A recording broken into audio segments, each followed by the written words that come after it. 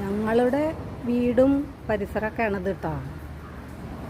ഇവിടെ ഇപ്പോൾ അത്യാവശ്യം മഴക്കാലമൊക്കെ കഴിഞ്ഞ് ഇപ്പോഴും മഴ ചെറുതായിട്ട് ചാറിക്കൊണ്ട് നിൽക്കുന്നുണ്ട്, എന്നാലും കുഴപ്പമില്ല.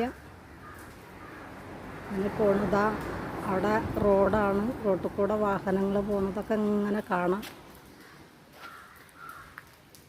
കണ്ടില്ലേ, ഇതാണ് എൻട്രി.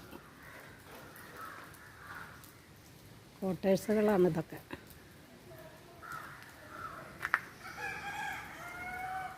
പ്രകൃതി രമണീയമായ സ്ഥലങ്ങളാണ്.